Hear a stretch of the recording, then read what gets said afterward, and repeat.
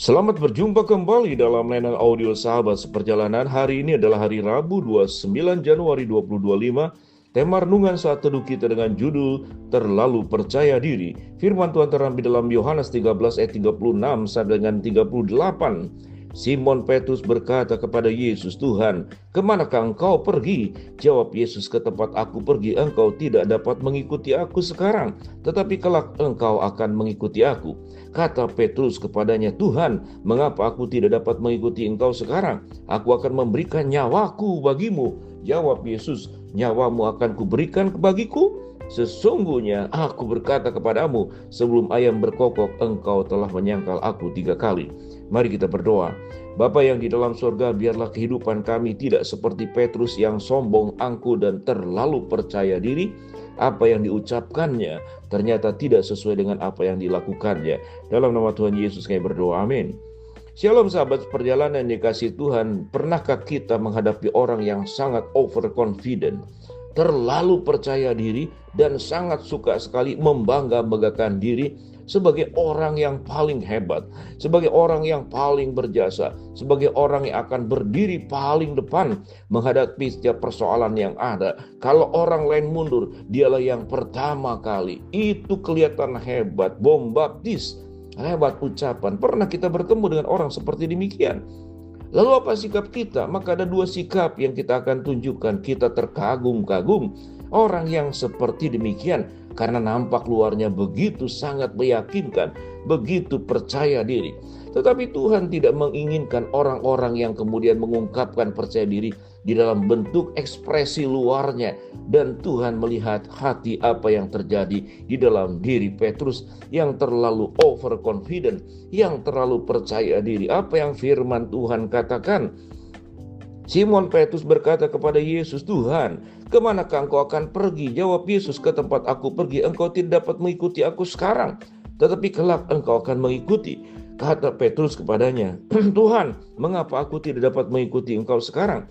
Aku akan memberikan nyawaku bagimu." Bayangkan, begitu luar biasa. Kita tahu dengan jelas siapa yang memberikan nyawanya untuk keselamatan penebusan dosa kita, kita sendiri. Di dalam Alkitab tidak ada catatan orang sehebat daripada Petrus yang sangat percaya diri. Dan dia apa yang Petrus katakan, "Aku akan memberikan nyawaku bagimu." Seakan-akan Petrus sudah menyamakan dirinya seperti Yesus yang memberikan nyawanya bagi kita semua. Ini adalah bentuk daripada sebuah ungkapan percaya diri yang berlebihan, atau lebih tepatnya satu bentuk kesombongan. Dan Petrus memang suka sekali mengekspresikan keangkuhannya, kepercayaan diri yang berlebihan itu di depan orang banyak. Kalau boleh dikatakan, Petrus itu adalah pengidap megalomania yang sangat suka sekali membesar-besarkan diri, sebagaimana apa yang disebutkan dalam awal renungan.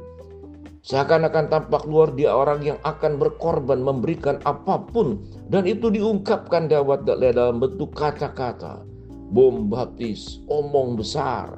Tetapi apa yang firman Tuhan katakan? Jawab Yesus, "Nyawamu akan kuberikan bagiku." Ini sebuah pertanyaan supaya Petrus kemudian melakukan evaluasi diri. Yesus berkata, "Nyawamu, hai Petrus, nyawa engkau akan kau berikan bagiku." Ini sebuah pertanyaan yang kemudian perlu direnungkan kembali. Artinya Yesus mengingatkan Petrus, apa yang engkau ucapkan? Apakah engkau sudah renungkan baik-baik? Yang pertama, siapa dirimu? Pada saat Petrus mengatakan, "Nyawaku akan kuberikan kepadamu," Petrus sedang meninggikan diri di hadapan Yesus. Pada saat yang sama, Petrus sedang merendahkan Yesus di hadapan dirinya. Atau dengan kata yang lain, Petrus menempatkan diri sebagai Tuhan dan Yesus sebagai manusia biasa yang perlu ditolong, dibantu oleh Petrus. Luar biasa bentuk keangkuhan, kesombongan dari Petrus. Petrus menganggap dirinya lebih hebat dari Yesus, sehingga sampai Petrus harus menyerahkan dirinya, nyawanya kepada dirinya. Artinya Yesus perlu ditolong, Yesus perlu dijaga, Yesus perlu dilindungi oleh dirinya. Kalau kita melihat ada orang-orang yang seperti demikian di dalam gereja, lingkungan pelayanan, ada. Kalau gereja ini tidak ada saya, maka gereja ini tidak akan terbangun. Kalau gereja ini bukan saya yang memberikan persembahan yang besar dalam bentuk uang, gereja ini akan mengalami kesulitan. Gereja ini ada karena pemberianku. Pelayanan ini berjalan karena pengorbananku. Semuanya bisa berlangsung dengan baik karena aku, karena aku, karena aku. Gambaran dari Petrus sesungguhnya adalah menceritakan siapa diri kita yang sesungguhnya. Seringkali orang tua pun demikian kepada anak-anak. Hei anak-anak, kamu ada hari ini karena ayah, karena orang tua. Kamu bisa makan, kamu bisa sekolah, bisa ada. Ini karena papa, karena mama. Ini bentuk kesombongan. Pernahkah kita mengajar, hai anak-anakku, kita hidup ayah ibu, bisa berumah tangga, membesarkan engkau, itu karena Allah yang memberkati, karena Allah yang mencukupkan kita. Mari anak-anakku, mari cucu-cucuku, kita bersyukur kepada Allah. Opa, oma, nenek, kakek tidak boleh menyombongkan diri depan anak dan katakanlah cucu, bahkan cicit. Siapa kita?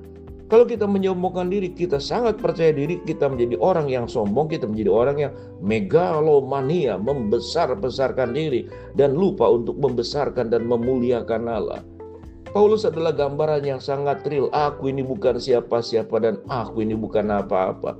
Hanya dengan kasih karunia, Paulus yang sedemikian hebat pun tidak berani menyombongkan diri karena kehidupan lamanya adalah kehidupan dalam kesombongan. Sebelum dia bertobat dan kemudian membutakan mata Paulus di dalam beberapa hari, terjatuh dari kuda tunggangannya, kuda kesombongannya, kuda keangkuhannya.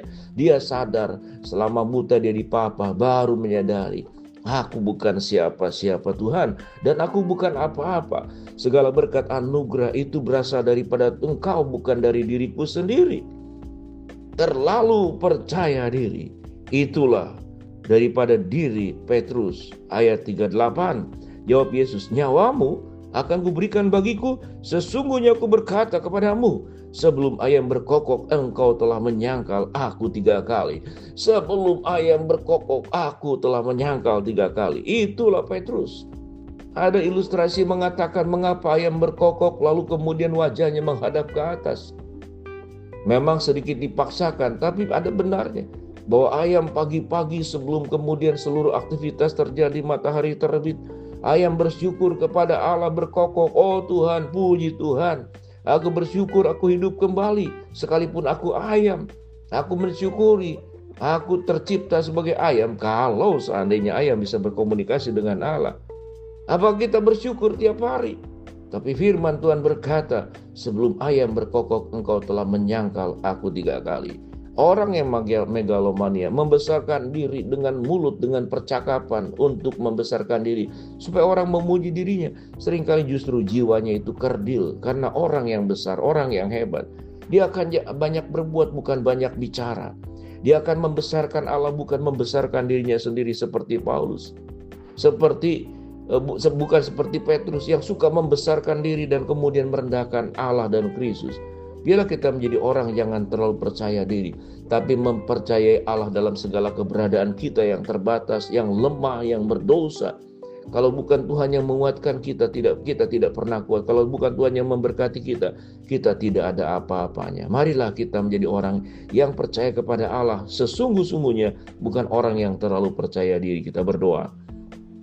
Bapa dalam surga, hamba berdoa buat sahabat seperjalanan yang sakit, Tuhan jamah sembuhkan, yang sedang menghadapi masalah, Tuhan bukakan jalan, yang sedang berdoa mengharapkan sesuatu, Tuhan kabulkan dengan dalam waktu, rencana dan cara Tuhan yang terbaik. Dalam nama Tuhan Yesus kami berdoa, amin.